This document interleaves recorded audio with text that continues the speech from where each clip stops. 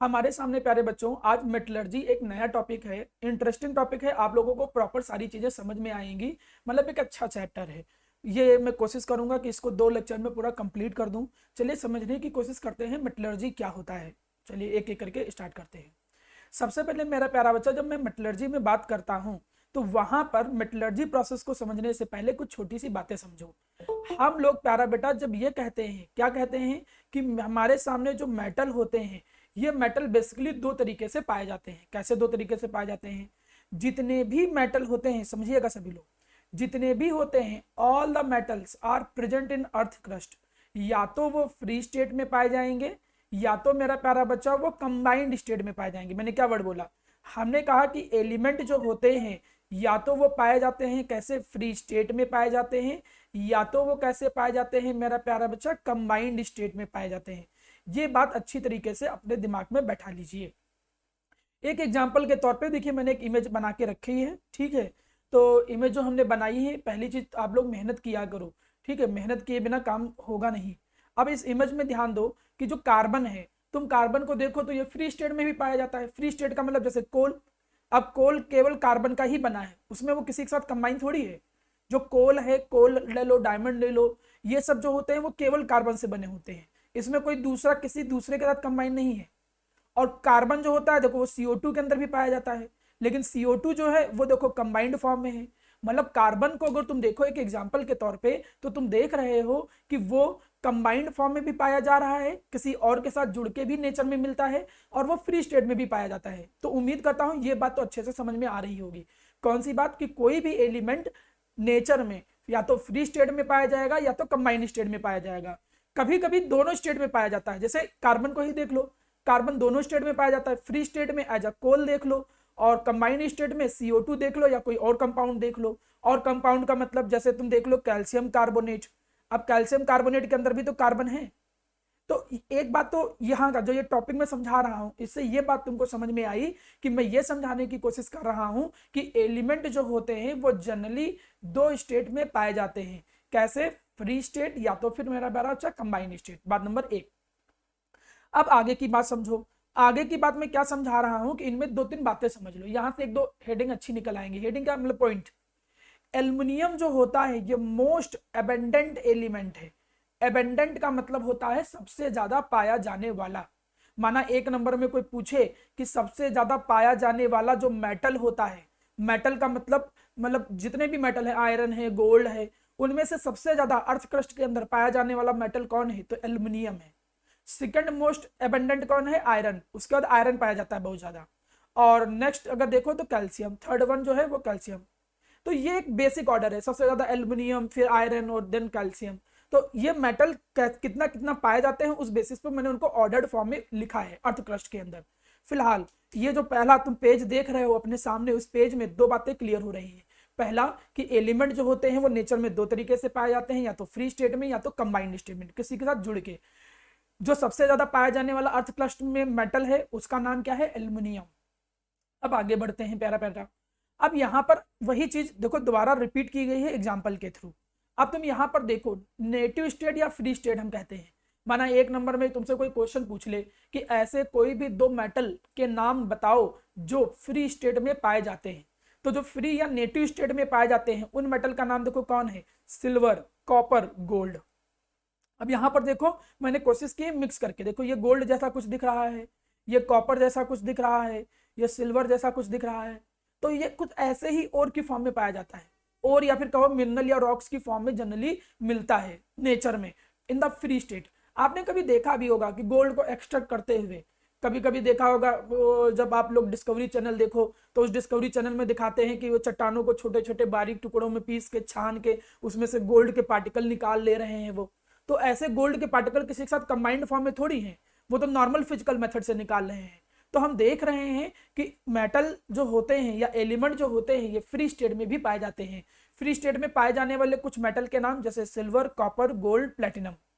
और कुछ ऐसे हैं जो कंबाइंड स्टेट में पाए जाते हैं, कुछ क्या मैक्सिमम कंबाइंड स्टेट में पाए जाते हैं, जैसे सोडियम, मैग्नीशियम।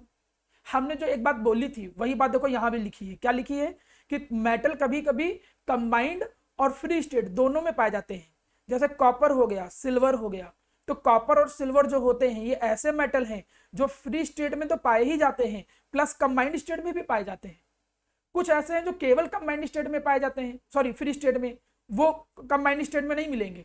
लेकिन यहां पर देखो ये कॉपर और सिल्वर जो है ये तुमको दोनों तरीके से मिल जाएगा। नेचर में तुमको फ्री स्टेट में भी मिल जाएगा और नेचर में तुमको कैसे मिल जाएगा, कंबाइंड स्टेट में भी मिल जाएगा। चलिए, तो अभी तक जितनी भी बातें मैंने सिखाई उसमें कुछ नया नहीं सिखाया, हमने केवल ये सिखाया कि कोई भी एलिमेंट जो होता है ये पाया कैसे जाता है, या तो वो फ्री स्टेट में पाया जाएगा या तो कंबाइंड स्टेट में पाया जाएगा।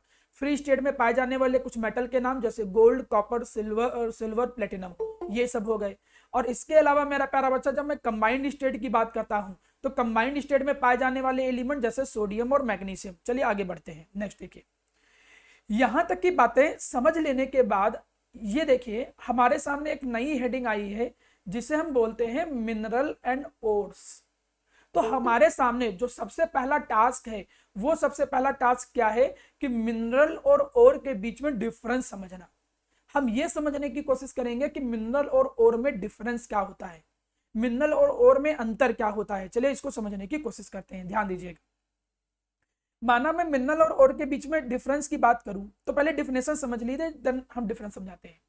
मिनरल क्या होते हैं? मिनरल कोई भी नेचुरल सब्सटेंस होता है, कोई भी natural substance in which metal या उसके कंपाउंड जो होते हैं वो पाए जाते हैं, अकर करते हैं, या तो नेटिव या कंबाइंड स्टेट में। मतलब हमारे नेचर में कोई भी ऐसा सब्सटेंस जिसके अंदर मेटल पाया जाता है या उसके कंपाउंड पाए जाते हैं, उस नेचुरल सब्सटेंस को हम क्या कहते हैं? मिनरल। लेकिन और जो होता है, और एक खास मिनरल है, और एक स्पेसिफिक और खास मिनरल है। कैसा मिनरल है? जिससे हम मेटल को कन्वेंटली एंड प्रॉफिटेबली एक्सट्रैक्ट करते हैं, उसे ओर कहते हैं। अब ये थोड़ा सा कंफ्यूजिंग है तो मैं इसको थोड़ा और अच्छे से समझाने की कोशिश करता हूं, ध्यान दीजिएगा। आप ऐसे समझो मेरा प्यारा बेटा, कैसे? हमने कहा देखो इधर ये चमक रहा है ना, बढ़िया गोल्ड गोल्ड जैसा चमक रहा है। सोचो ऐसे हमें गोल्ड की प्लेट मिल जाए तो कितना अच्छा हो, पढ़ना लिखना ही ना पड़े हम लोगों को। लेकिन ऐसा होगा नहीं, पढ़ोगे लिखोगे नहीं तो कुछ नहीं, देखने मिलेगा खाली।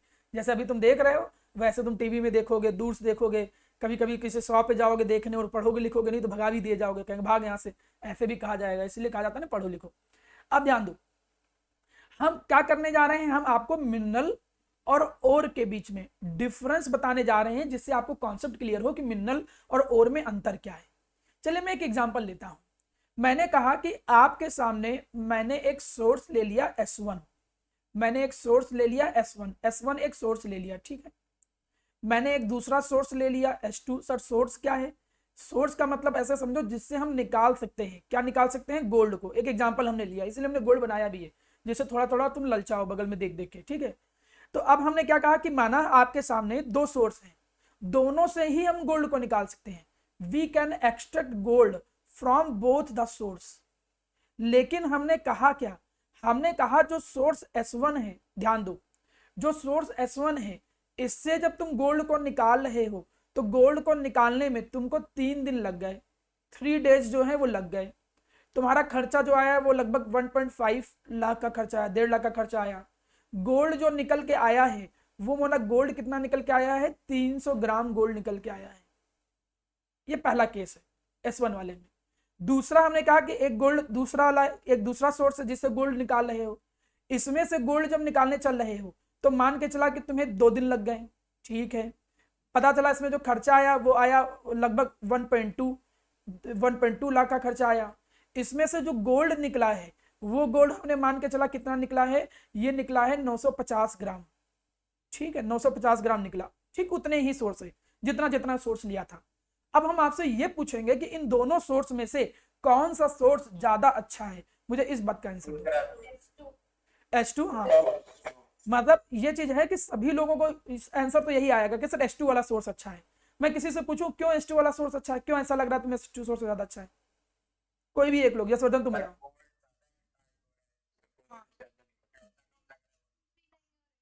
बिल्कुल सही, कम टाइम लग रहा है, गोल्ड ज्यादा निकल रहा है, पैसा भी कम लग रहा है।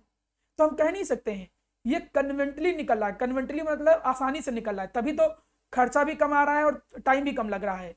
प्रॉफिटेबली भी निकल रहा है। प्रॉफिटेबली क्यों? क्योंकि ज्यादा निकल रहा है। भाई जब ज्यादा निकलेगा खर्चा कम होगा तो प्रॉफिटेबली भी होगा। तो यहाँ पे ये जो दोनों के दोनों सोर्स हैं, दोनों के दोनों सोर्स हैं, ये क्या हो गए? ये हो गए मिनरल्स, दोनों के दोनों मिनरल हैं। क्यों दोनों के दोनों मिनरल हैं? क्योंकि दोनों से गोल्ड को निकाला जा सकता है। लेकिन जो H2 वाला है सोर्स, इसे हम क्या कहेंगे? और कहेंगे, ऊपर वाले को और नहीं कहेंगे। मतलब तुम समझो कि और होते मिनरल ही हैं, लेकिन एक स्पेशल मिनरल। कौन से स्पेशल मिनरल? जिससे मेटल को प्रॉफिटेबली, इजिली और कन्वेंटली निकाला जा सके, ऐसे मिनरल को हम क्या कहते हैं? और कहते हैं। अब थोड़ा सा दिमाग में समझ में आ रहा होगा। मतलब कोई भी सोर्स, देखो ये एक ऐसा क्वेश्चन है जो स्कूल में टीचर बहुत ज्यादा पूछते हैं आपसे। मतलब एक छोटा सा बार बार पूछा जाने वाला क्वेश्चन है कि मिनरल और में अंतर बताओ। तो मिनरल कोई भी source by which the metal can be extracted, कोई भी सोर्स जिससे मेटल को निकाला जा सके वो मिनरल है। मिनरल कोई भी सोर्स है जिससे मेटल को निकाला जा सके, लेकिन ऐसा मिनरल जिससे मेटल को प्रॉफिटेबली, इजिली, कन्वेंटली, आसानी से और फायदे के साथ निकाला जा सके, ऐसे मिनरल को हम क्या कहते हैं? और कहते हैं। उम्मीद करता हूं ये बात तुम लोगों को समझ में आई होगी। क्लियर है? ईशान बताओ, और मिनरल में क्या अंतर है? और मिनरल में अंतर क्या है? ये सर मिनरल जो होते हैं सर वो नेटिव स्टेट में या कंपाउंड्स जो होते हैं सर उसमें मिल जाते हैं सर। मैंने इस फॉर्म में पूछा ही नहीं। आपको आंसर ये देना चाहिए था कि सर मिनरल ऐसे सब्सटेंस होते हैं जिससे मेटल को निकाला जा सकता है, बस। ठीक, आसान भाषा में समझाना था। अच्छा, और में फिर क्या अंतर है? मिनरल से और कैसे अलग है? सर वो मेटल्स होते हैं सर जिसमें और कन्वेंटली मेटल होते होता हैं? है। क्या बोल रहे हो भैया, हम फांसी लगा लें क्या? और मेटल होते हैं तो फिर मेटल निकाल क्यों रहे हो और से, अगर मेटल ही है? यशवर्धन बताओ, अदिति, दोनों से। हाँ और वो मिनरल्स होते हैं हाँ, अब फिर सुनो, अगर नहीं समझ आया एक बार दोबारा सुनो। मिनरल कोई भी सोर्स, अगर हमने कहा कि इससे गोल्ड को निकाला जा सकता है, अगर 2 ग्राम भी गोल्ड निकाल सकते हैं, तो हम इसे मिनरल कहेंगे। Mineral is any source naturally occurring. अभी तो बनाया गया है, इसके अंदर गोल्ड डाल दो तो ये थोड़ी से मिनरल कहने लगोगे। अब पता चला इसके अंदर तुम गोल्ड थोड़ा छिपा दो और कहो इसके सर गोल्ड इससे भी निकल रहा है, तो क्या ये मिनरल हो जाएगा? नहीं। इसीलिए हमने कहा नेचुरल सब्सटेंस, कोई भी नेचुरल सब्सटेंस जिससे मेटल को निकाला जा सके, ऐसे कोई भी सब्सटेंस जो होते हैं नेचुरली अकरिंग, उनको कहते हैं मिनरल। लेकिन ऐसा मिनरल जिससे मेटल को प्रॉफिटेबली, इजिली और कन्वेंटली निकाला जा सके, उसको कहते हैं हम और। मतलब और होता मिनरल ही है, लेकिन एक स्पेशल मिनरल जिससे हम मेटल को प्रॉफिटेबली, इजिली और कन्वेंटली निकालते हैं। थोड़ा यहां ध्यान देना। जैसे एग्जांपल देखो नीचे, जैसे एल्युमिनियम जो होता है, ये क्रस्ट के अंदर कई मिनरल की फॉर्म में पाया जाता है। जैसे एल्युमिनियम बॉक्साइड के अंदर भी पाया जाता है। बॉक्साइड का फॉर्मूला जो लिखा है वो क्या लिखा है? Al2O3.2H2। थोड़ा सुधार लेना।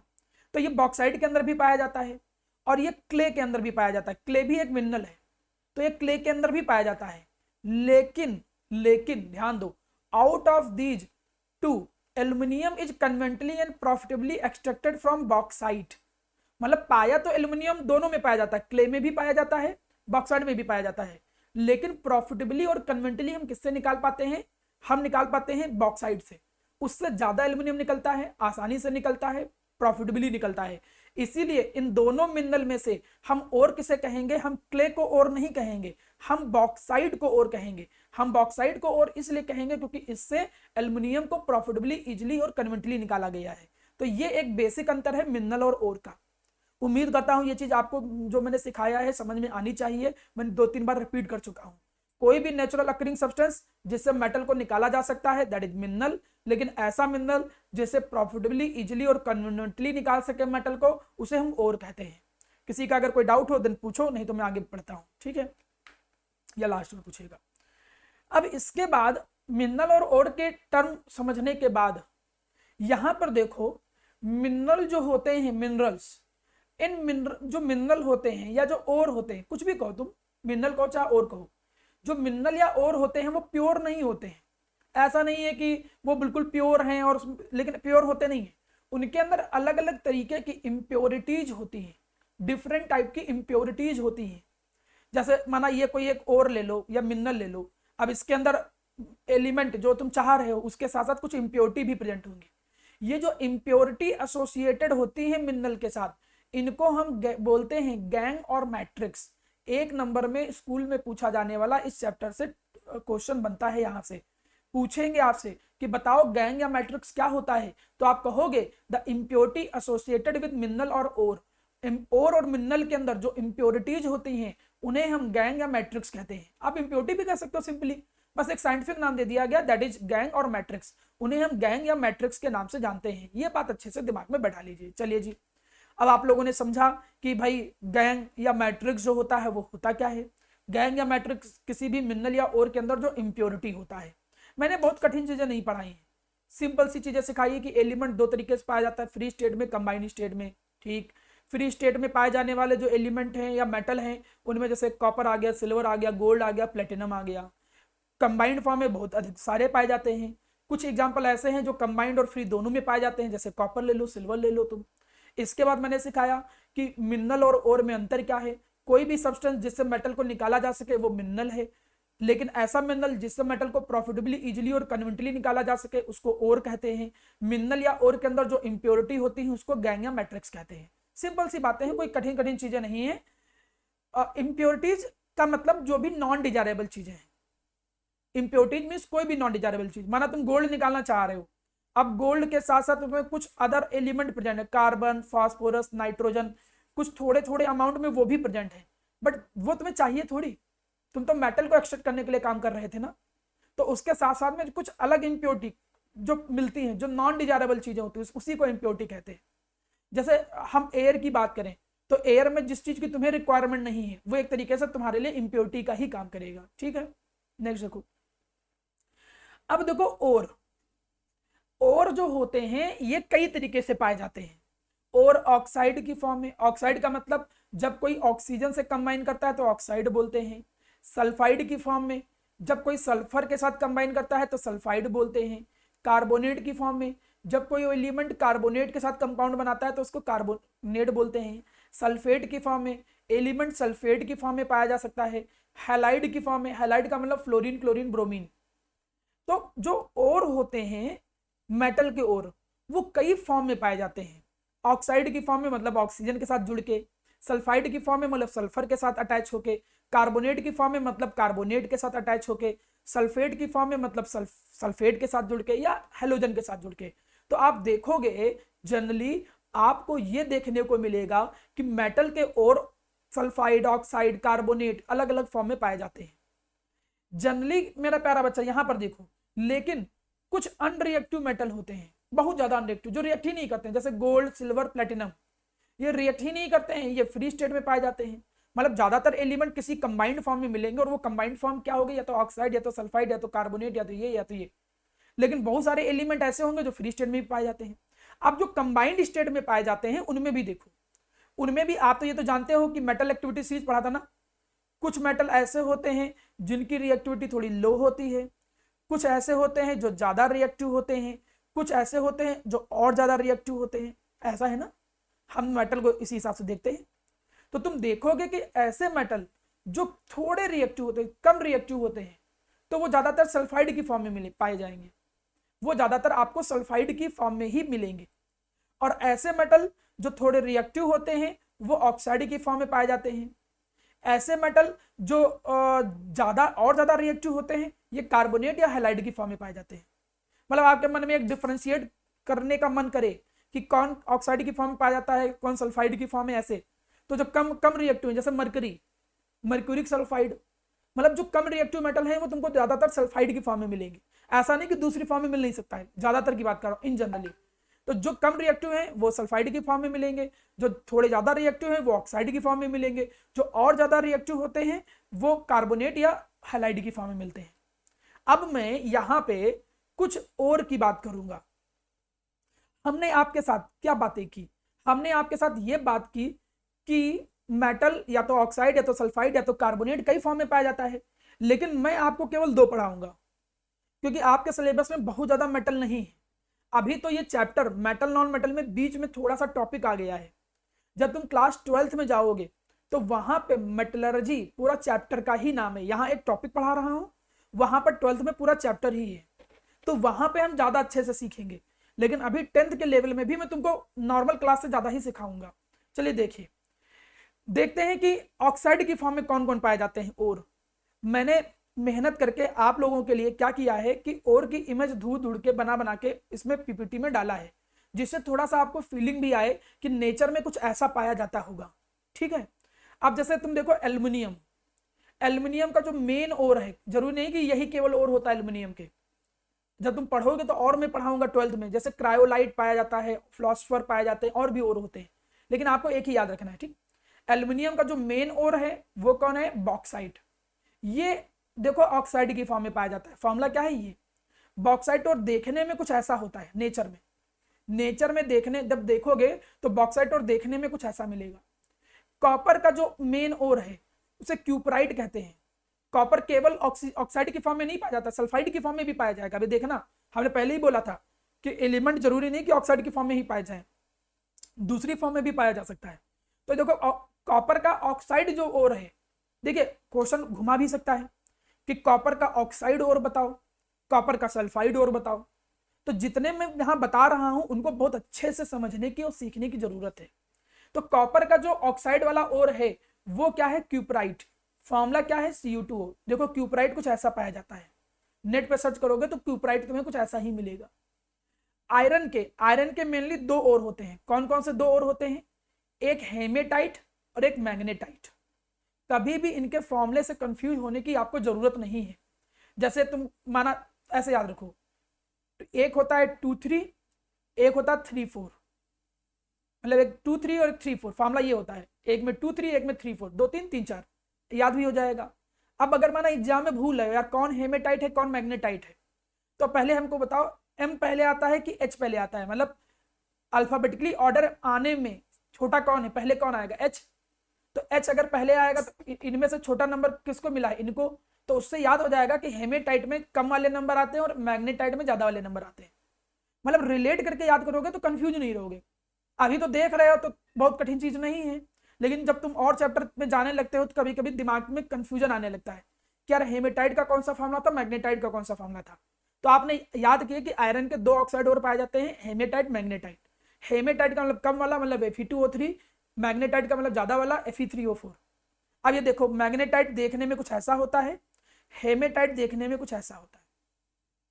हमने जितने भी इसमें फॉर्मूले में रखा है उनकी सबकी इमेज मैंने आप लोगों के लिए मेहनत करके ढूंढ के रखा है, जिससे आप एक इमेज भी अपने दिमाग में मेंटेन कर पाओ कि हाँ यार कैसा होता है देखने में। चलो आगे आते हैं नेक्स्ट। तो ऑक्साइड के कुछ और हमने बताए, फिर मैं बता दूं मिनरल और ओर में बस ये अंतर है कि ऐसे मिनरल जिससे मेटल को प्रॉफिटेबली इजीली और कन्वेंटली निकाल सकते हैं, ऐसे मिनरल को ओर कहते हैं। जिससे मेटल को निकाल सकते हैं, कोई भी नेचुरल सब्सटेंस जिससे मेटल को निकाल सकते हैं वो मिनरल हो गया, लेकिन जिसे प्रॉफिटेबली इजीली और कन्वेंटली निकालेंगे ऐसे मिनरल को ओर कहेंगे। और ये ऑक्साइड ओर में जो मेन थे वो मैंने आपको सिखाए। ठीक, आगे बढ़िए। अब देखो सल्फाइड ओर। सल्फाइड में देखो कॉपर, मैंने पहले बोला था देखो कॉपर ऑक्साइड फॉर्म में भी पाया गया था, सल्फाइड में भी। सल्फाइड में देखो कॉपर के दो ओर होते हैं, एक कॉपर पायराइड्स और एक कॉपर ग्लैंस। कॉपर पायराइड का फॉर्मूला है CuFeS2 और कॉपर ग्लैंस का ये फॉर्मूला है। तो कॉपर पायराइड्स देखो कुछ ऐसा है। मैंने कॉपर पायराइड्स की इमेज इसलिए भी डाल रखी है क्योंकि जब तुम कभी कोई कंपटीशन का एग्जाम देते हो, माना आगे चल के तुम्हारा मन करे कि हम एनडीए का एग्जाम दें या कोई छोटे मोटे ऐसे एग्जाम दें जिसमें साइंस थोड़ी बहुत पूछी जाती है, तो यहाँ पे ध्यान देना, ये पॉइंट इसीलिए देखो मैंने अलग से दे रखा है। पायराइड्स को हम फूल्स गोल्ड बोलते हैं। मतलब फूल्स गोल्ड बोलने का मतलब हमको भ्रम हो जाता है, देखने में ये गोल्ड जैसा लगता है, तो देखो इसकी इमेज देखने में हल्का हल्का गोल्ड जैसा लगता है, तो हम इसी के लिए इसका एक नाम देते हैं। क्या नाम देते हैं, फूल्स गोल्ड। आंखों से हम भ्रम खा जाते हैं कि ये गोल्ड जैसा है, इसीलिए इसका एक नाम पाया जाता है फूल्स गोल्ड। आपसे पूछे कि हम किसको फूल्स गोल्ड के तौर पे जानते हैं, कौन से ओर को, तो कहोगे पायराइड्स जो ओर होते हैं। कॉपर पायराइड्स को हम जनरली फूल्स गोल्ड बोलते हैं। नेक्स्ट देखो जिंक का जो सल्फाइड ओर है उसको जिंक ब्लेंड बोलते हैं। जिंक ब्लेंड कुछ ऐसा पाया जाता है नेचर में, देखने में कुछ ऐसा होता है जिंक ब्लेंड। तो उम्मीद करता हूं कि जो ओर हैं केवल उनका फॉर्मूला ना तुम देखो बुक में, केवल फॉर्मूला और रटने की जगह पे उनको थोड़ा फील करने की कोशिश करो कि ये और कुछ ऐसा पाया जाता होगा, चट्टानों की फॉर्म में कुछ ऐसा मिलता है ये। अब तुम हर मेटल के और देखने आ जाओ ना तो कितने सारे हो जाएंगे, लेकिन कम से कम कुछ तो मेन और अपने दिमाग में बैठा सकते हो, इमेज को दिमाग में रख सकते हो कि हाँ सर, जैसे कि मैंने क्लास में कोई बोला क्यूपराइट, हाँ कह सकते हो कि हाँ सर क्यूपराइट और जो होता है वो पिंक पिंक पिंक क्रिस्टल की फॉर्म में पाया जाता है। तब लगेगा कि यार तुमको कुछ एक्स्ट्रा आता है, क्योंकि हो सकता है टीचर ने भी उसको इमेज को रिसर्च ना किया हो सकता है कि केवल उसने फॉर्मूला ही याद किया हो टीचर ने। तो वो तुमको लोगों को थोड़ा अलग बनाता है लोगों से, इसलिए जो जानकारी आपको दी जा रही है उसको ज्यादा अच्छे से सीखने की कोशिश करो। चलिए, और के कुछ हमने एग्जाम्पल समझाए कि कौन कौन से और होते हैं, वो सारे एग्जाम्पल हमने आपके सामने रख दिए हैं। अब आगे बढ़ते हैं। और के कुछ इन एग्जाम्पल के समझने के साथ अब देखो तुम्हारा जो हेडिंग था वो अब स्टार्ट हुआ है मेटलर्जी। मतलब मेटलर्जी की जो हेडिंग थी उसका बैकग्राउंड क्रिएट किया जा रहा था। पहले आप समझो तो और क्या होता है, गैंग या मैट्रिक्स क्या होता है, कंबाइंड या फ्री स्टेट में पाया जाता है, इसका क्या मतलब होता है। अब समझ लिए तुम लोग। तुमने समझा कि एलिमेंट कंबाइंड या फ्री स्टेट में पाए जाते हैं। एलिमेंट जिस भी नेचुरल अकरिंग सब्सटेंस में पाया जाता है उसे मिनरल कहते हैं। वो मिनरल जिससे प्रॉफिटेबली इजिली कन्वेंटली निकालते हैं उसे ओर कहते हैं। मिनरल और ओर के अंदर जो इम्प्योरिटी होती है उसे गैंग या मैट्रिक्स कहते हैं। और ऑक्साइड, सल्फाइड, कार्बोनेट, हैलाइड कई तरीके से पाया जाता है। कुछ जो मेन और थे उनके तुमने देखे एग्जाम्पल। अब इतना समझने के बाद अब यहां पर ध्यान दो, यहां पर एक हेडिंग है जिसे बोलते हैं मेटलर्जी। चलिए समझने की कोशिश करते हैं कि भाई मेटलर्जी होता क्या है। मेटलर्जी का मतलब होता है प्यारा बेटा कि इतना आसान नहीं है जितना तुम समझते हो कि और मिल गया तो हम तुरंत उसको निकाल के बना ले जाएंगे। बस अब हमको और मिल गया, हम घर में जाएंगे और ऐसे ही बस खोद खाद के या उबाल उबाल के मेटल निकाल लेंगे। इतना भी आसान नहीं होता है, कई सारी प्रोसेस होती है। देखो यहाँ पर स्टेप क्रशिंग एंड ग्राइंडिंग, हम क्रशिंग करते हैं, ग्राइंडिंग करते हैं। कंसंट्रेशन ऑफ ओर में से इम्प्योरिटी निकालते हैं। रिमूव करते हैं, क्या रिमूव करते हैं, इम्प्योरिटी रिमूव करते हैं फ्रॉम द ओर। फिर यहाँ पर क्या लिखा है कि इसमें एक दो स्टेप और होते हैं, जैसे हम उसको हीट करके ऑक्साइड में कन्वर्ट कर लेते हैं। हम यहाँ से मेटल को निकाल लेते हैं। मेटल जो निकला है अभी भी प्योर नहीं है, तो मेटल के अंदर जो थोड़ी बहुत इम्प्योरिटी है उसको भी निकालना, उसको रिफाइनिंग कहते हैं या प्यूरिफिकेशन कहते हैं। अभी अभी इनको समझो मत, इनको मैं एक एक करके डिस्कस करूंगा। अभी मैं हर एक को एक एक करके डिस्कस करूंगा। अभी बस इतना समझ लो कि मेटलर्जी में कई स्टेप होते हैं। उसको पाउडर फॉर्म में कन्वर्ट करना, क्रशिंग ग्राइंडिंग करके इम्प्योरिटी निकालना उससे, फिर उसमें से मेटल को निकालना, फिर मेटल को भी प्योर करना। ये जितने भी स्टेप तुम देख रहे हो इन सारे स्टेप को अप्लाई करना, अप्लाई करके हम एक्सट्रैक्ट करते हैं किसको, प्योर मेटल को। किससे एक्सट्रैक्ट करते हैं, ओर से। ओर से प्योर मेटल को एक्सट्रैक्ट करना और उसकी रिफाइनिंग करना, मतलब उसमें से भी इंप्योरिटी निकालकर जब हम प्योर मेटल निकाल लेते हैं तो उस प्रोसेस को कहते हैं मेटलर्जी। मतलब मेटलर्जी की डिफिनेशन अगर लिखना चाहते हो तो तुम सीधे ऐसे बोल सकते हो, it can be defined as the process of extracting. यहां पे तुम मेटल मत लिखना, क्योंकि कई बार टीचर या स्कूल में केवल मेटल लिखा देते हैं। केवल मेटल नहीं, मेटल निकलने के बाद उसकी रिफाइनिंग की जाती है, उसको भी प्योर किया जाता है, तो वो स्टेप तो तुम छोड़ दिए। तो इसलिए यहां मेटल ना लिख के क्या लिखना, प्योर मेटल लिखना। ये बात भूलना मत। तो process of extracting of pure metal from the ore, ore में से प्योर मेटल को निकालने की जो प्रोसेस होती है उस प्रोसेस को क्या कहते हैं, मेटलर्जी। और पता है, और में से मेटल को निकालने के लिए जितने भी तुम टेक्निकल, केमिकल, वॉट जितनी भी प्रोसेस यूज किए हो, सारी कंप्लीट प्रोसेस को मिला के जब हम और में से प्योर मेटल निकाल लें, और में से प्योर मेटल निकालने की ये जो पूरी प्रोसेस है, इस कंप्लीट प्रोसेस को ही तुम एक नाम दोगे, मेटलर्जी बोलोगे। तो तुमको मेटलर्जी का मतलब अब यहां पर समझ में आया। जब मेटलर्जी का मतलब यहां पे समझ में आया तो थोड़ा सा आगे बढ़ते हैं, ठीक है। हम जब कभी भी अपनी 10th सीबीएसई की बुक में जाते हैं, थोड़ा ध्यान दीजिएगा, तो तुम एक ऐसा फ्लो चार्ट जरूर देखे होंगे। ये आप देखो, क्लास 10th सीबीएसई की एनसीईआरटी में ऐसा फ्लो चार्ट बना हुआ है। जब मेटलर्जी पढ़ते हो तो मेटलर्जी में ऐसा फ्लो चार्ट बना हुआ है। ये फ्लो चार्ट बहुत कुछ समझाता है, इसको समझो। जब कभी तुमसे बोलेंगे ना कि मेटलर्जी को एक्सप्लेन करो 2 या 3 नंबर में, अगर एक्सप्लेन करने के लिए आए, ध्यान देना मेरी बात, यहां पर ध्यान देने वाली चीज है।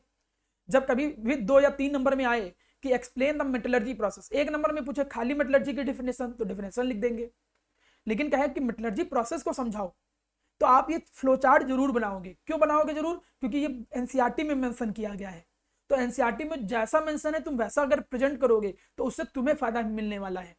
क्यों? क्योंकि कभी कभी कुछ टीचर ऐसे होते हैं जब कॉपी चेक करते हैं तो वो टू द बुक देखना चाहते हैं, उनकी पसंद है कि जो बुक में लिखा है खाली वही मिले, वो अलग से ना मेहनत चाहते हैं ना चाहते हैं कि कोई अपने अपने आप शब्दों को लिखे। तो मेरे कहने से नहीं है, तुम बुक के अकॉर्डिंग चलो। तो बुक के अकॉर्डिंग ये फ्लो चार्ट ध्यान दो, देखो क्या होता है। और जो होता है ध्यान दो, और कई तरीके के पाए जाते हैं।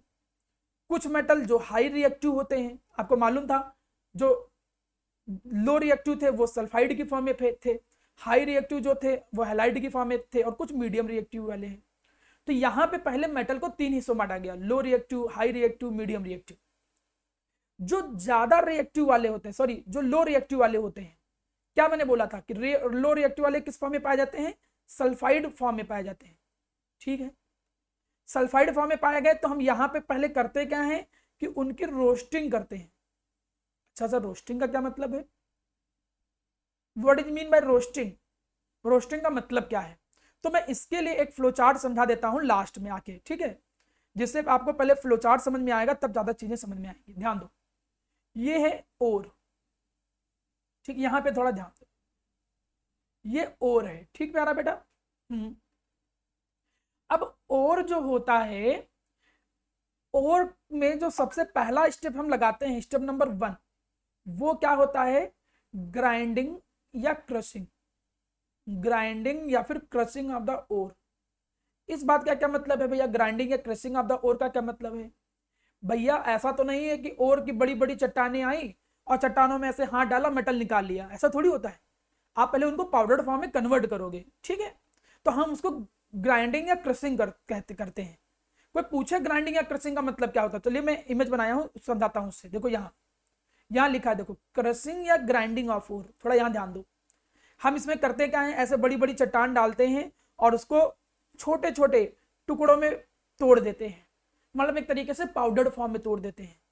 क्यों पाउडर्ड फॉर्म में? हम इन पीसेस को रिड्यूस करके पाउडर्ड फॉर्म में ले आते हैं। कैसे? बाल मिल के द्वारा या कुछ मिल्स होती हैं उनके थ्रू। और क्यों हम स्मॉल पीस में ब्रेक करते हैं? क्योंकि स्मॉल पीस में ब्रेक करके उनको पाउडर फॉर्म में जब लाएंगे तो उसको रिएक्ट करना, उसको अनदर प्रोसेस पे अप्लाई करना, ये सब आसान हो जाता है। तो हम कह सकते हैं कि ओर को, किसी भी ओर को रीजनेबल साइज में कन्वर्ट करना। रीजनेबल साइज का मतलब होता है डिजायर्ड, मतलब जितना तुम चाह रहे हो, जिससे हमारा काम चल जाए। तो ओर को रीजनेबल साइज में कन्वर्ट करना जो है, इस प्रोसेस को तुम क्रशिंग या ग्राइंडिंग बोलते हो। ये तुमको दिख रहा होगा, ऐसे बड़ी बड़ी मिल होती है, उन मिलों में चट्टानों को पीस दिया जाता है, जैसे आटे को नहीं पीस देते हैं, वैसे बड़ी बड़ी चट्टानों और रॉक्स को पीस दिया जाता है। इंडस्ट्री में ऐसा इतना छोटा सा डायग्राम नहीं होता है, देखो ये कुछ छोटी सी मिल कुछ ऐसी होती है, इसलिए मैंने इमेज भी डाल रखी है कि इंडस्ट्री में कैसी होती है मिल्स। ये देखो कुछ मिल्स ऐसी हैं जिनके अंदर बड़ी बड़ी चट्टानों को डाला जाएगा और उनको पाउडर फॉर्म में कन्वर्ट कर दिया जाएगा। तो पहला स्टेप, किसी भी ओर से मेटल को निकालने का जो पहला स्टेप है, दैट इज क्रशिंग और ग्राइंडिंग। तो चलिए देखो, ये पहला स्टेप हो गया क्रशिंग या ग्राइंडिंग। क्रशिंग और ग्राइंडिंग का मतलब तुम समझ गए, क्या मतलब होता है? कन्वर्ट और इनटू रीजनेबल साइज, कन्वर्ट और इनटू रीजनेबल साइज। चलो जी, कन्वर्ट हो गया पाउडर फॉर्म में। अब यहाँ पे प्यारा बेटा देखिए, स्टेप समझ लिए तो सारी कहानी समझ में आ जाएगी। आपकी बुक में प्रॉपरली नहीं समझाया गया है, इवन एनसीईआरटी में भी चीजें मिक्स कर दी हैं उन्होंने अच्छे से नहीं समझाया है, बच्चों का कॉन्सेप्ट नहीं क्लियर होता उससे। तो यहाँ पर ध्यान दो, ग्राइंडिंग या क्रशिंग करने के बाद स्टेप नंबर 2, हम करते क्या है स्टेप नंबर 2 पे? Concentration of ore. हम क्या करते हैं? कंसंट्रेशन ऑफ ओर करते हैं।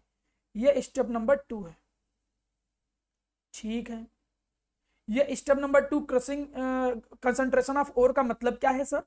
कंसंट्रेशन ऑफ ओर का मतलब है टू रिमूव इम्प्योरिटी, इम्प्योरिटीज को रिमूव करना, टू रिमूव इम्प्योरिटीज फ्रॉम ओर, ओर से इम्प्योरिटी को रिमूव करना, गैंग या मैट्रिक्स को रिमूव करना। इसमें मैं आपको कुछ मेथड सिखाऊंगा, जैसे इसके अंदर तुम कुछ मेथड सीखोगे। कौन कौन से मेथड सीखोगे? जैसे हमने कह दिया वॉशिंग मेथड, हर मेथड के बारे में अलग से सिखाऊंगा। वॉशिंग मेथड, जैसे हाइड्रोलिक वॉशिंग बोलते हैं, केबल वॉशिंग या हाइड्रोलिक वॉशिंग बोलते हैं। मैग्नेटिक सेपरेशन हो गया, मैग्नेटिक सेपरेशन हो गया। इसी में माना आ गया आपका फ्रॉथ फ्लोटेशन मेथड आ गया, फ्रॉथ फ्लोटेशन मेथड आ गया, इसी में माना आपके सामने आ गया केमिकल मेथड आ गया, कई सारे मेथड होते हैं। केमिकल मेथड आ गया जिसको हम केमिकल मेथड, जिसको लीचिंग भी बोलते हैं। लेकिन अब आपको इनमें से देखो जो सिलेबस में है ध्यान दो, इसमें आपके बुक में तो दो दिए हैं, वॉशिंग और मैग्नेटिक, लेकिन आपके रेफरेंस में फ्रॉथ फ्लोटेशन भी दिया है। तो मैं तीनों पढ़ाऊंगा, ये भी पढ़ाऊंगा, ये भी पढ़ाऊंगा, ये भी पढ़ाऊंगा, लेकिन ये नहीं पढ़ाऊंगा क्योंकि ये आपके 12th में काम आएगा। ठीक है, तो ये चारों जो मेथड हैं वो किस चीज के हैं? ओर के अंदर जो इंप्योरिटी है वो इंप्योरिटी को निकालना। तो पहले हम ओर में से इंप्योरिटी निकालेंगे ना मेटल निकालने से पहले, तो ओर में से पहले इंप्योरिटी निकाल ली गई। ओर में से इंप्योरिटी निकालने वाले मेथड को कहेंगे क्या? कंसंट्रेशन ऑफ ओर कहेंगे। तो देखो स्टेप नंबर 2 हो गया। ठीक है, अब स्टेप नंबर 2 में हम जब पढ़ेंगे तो उन मेथड को अलग अलग अलग करके पढ़ेंगे। ठीक, नेक्स्ट देखो स्टेप नंबर 3। स्टेप नंबर 3 क्या होता है? Convert ore into oxide form. मतलब कई सारे और तो पहले से ऑक्साइड फॉर्म में होते हैं ना, कई सारे और ऐसे होते हैं जो पहले से ऑक्साइड की फॉर्म में होते हैं, लेकिन हम लोग क्या करते हैं कि उसको ऑक्साइड की फॉर्म में कन्वर्ट करते हैं। अगर नहीं है वो, अगर वो सल्फाइड फॉर्म में है तो ऑक्साइड में कन्वर्ट करेंगे। इसके पीछे का रीजन देखो क्या है। इसके पीछे का रीजन ये है to remove metal from oxide ore is easy. मतलब जो ऑक्साइड और होता है उसमें से मेटल को निकालना आसान है। अब मन में आएगा सर क्यों आसान है? तो वो तुमको अभी समझ में नहीं आएगा, क्योंकि इसको कहते हैं थर्मोडायनेमिकल रीजन। थर्मोडायनेमिकल रीजन का मतलब कौन सी रिएक्शन आसान होती है, कौन सी कठिन होती है, वो कुछ ऐसे टर्मोलॉजी हैं जो अभी आपने बिल्कुल नहीं सुने हैं। जैसे उसमें गिब्स फ्री एनर्जी होता है, डेल्टा जी निगेटिव, ऐसे करके। तो अभी आप उन शब्दों के पीछे पड़ो ही मत। आपसे अगर कोई पूछ भी ले, पूछेगा नहीं लेकिन पूछ भी ले कि नहीं भाई बताओ जरा क्यों हम ऑक्साइड में कन्वर्ट कर रहे हैं, तो कहना कि ऑक्साइड में से मेटल को निकालना ज्यादा आसान होता है। बस इसने से तुम्हारा काम चल जाएगा। और ऑक्साइड में कन्वर्ट करने के लिए प्यारा बेटा, ऑक्साइड में कन्वर्ट करने के लिए दो मेथड यूज किए जाते हैं। कौन कौन से? एक हम बोलते हैं रोस्टिंग, और एक हम बोलते हैं कैल्सिनेशन। देखो अभी जब मैं वो चार्ट समझाने बैठा नहीं था तो वहां पे रोस्टिंग वर्ड आया था। तो देखो हम रोस्टिंग या कैल्सिनेशन करते हैं। इसमें किया क्या जाता है? हीट किया जाता है, ओर को हीट किया जाता है, ओर को हीट किया जाता है। जब हम ओर को हीट करते हैं तो वो ऑक्साइड में कन्वर्ट हो जाता है। तीसरा स्टेप समझ में आ गया कि भैया हम ओर को ऑक्साइड में कन्वर्ट कर लिए। अब चौथा स्टेप देखो, जब ऑक्साइड में कन्वर्ट कर लिए तो ऑक्सीजन निकालना। थोड़ा एक बात समझो, जैसे ये हमने कहा जिंक ऑक्साइड, अब जिंक ऑक्साइड में से हमने ऑक्सीजन को अलग किया। जैसे ऑक्सीजन को अलग किया तो हमको मेटल मिल जाएगा, है ना? जैसे ऑक्सीजन को अलग करेंगे तो मेटल मिल जाएगा। क्या कोई बता सकता है ऑक्सीजन को रिमूव करने की प्रोसेस को क्या कहते हैं? पढ़ाया हूं पहले चैप्टर में। वेरी, बिल्कुल सही, शाबाश। तो उस प्रोसेस को क्या कहते हैं? रिडक्शन। मतलब जब ऑक्साइड में वो कन्वर्ट हो गया तो अब हम चौथा स्टेप अप्लाई करेंगे। क्या? Reduction of oxide ore. चौथा स्टेप अप्लाई करेंगे क्या? Reduction of oxide ore. ठीक है, हमने चौथा स्टेप लगाया reduction of oxide ore. Very good, शाबाश। मतलब हम जो ऑक्साइड ओर था उसमें से जब ऑक्सीजन अलग कर देंगे तो अपने आप हमको क्या मिल जाएगा मेरा प्यारा बच्चा? मेटल मिल जाएगा। आराम से मेटल मिल गया, कोई समस्या ही नहीं।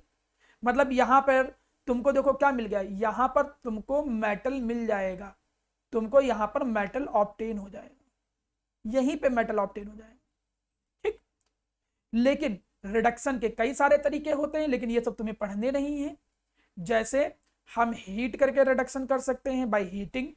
हम क्या कर सकते हैं मेरा प्यारा बच्चा? By using reducing agent. ये सब आपने सुना है। हम रिड्यूसिंग एजेंट का हेल्प ले सकते हैं, कई तरीके के रिड्यूसिंग एजेंट होते हैं। हम लोग इलेक्ट्रोलिटिक रिडक्शन कर सकते हैं। इलेक्ट्रोलिटिक रिडक्शन का मतलब इलेक्ट्रोलिसिस प्रोसेस का यूज करके इलेक्ट्रोलिटिक रिडक्शन कर सकते हैं। मतलब कई तरीके के रिडक्शन होते हैं, कई सारे मेथड होते हैं। There are so many method of the reduction. अब जैसे तुमने ऑक्साइड ओर का रिडक्शन किया तो देखो मेटल मिल गया।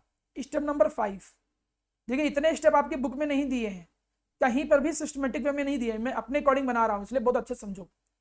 अब जब तुमको मेटल मिल गया तो लास्ट स्टेप जो होता है उसको क्या बोलते हैं? प्यूरिफिकेशन, या फिर हम क्या बोलते हैं? रिफाइनिंग। प्यूरिफिकेशन या फिर हम क्या बोलते हैं रिफाइनिंग ऑफ मेटल। वो जो मेटल था उसके अंदर अभी भी थोड़ी बहुत इंप्योरिटी है, उस मेटल के अंदर अभी भी थोड़ी बहुत इंप्योरिटी है, और उस इंप्योरिटी को भी जब तुम रिमूव कर दोगे तो तुम्हें प्यारा बेटा फाइनली क्या मिल जाएगा, फाइनली तुम्हें प्योर मेटल मिल जाएगा। You will obtain pure metal.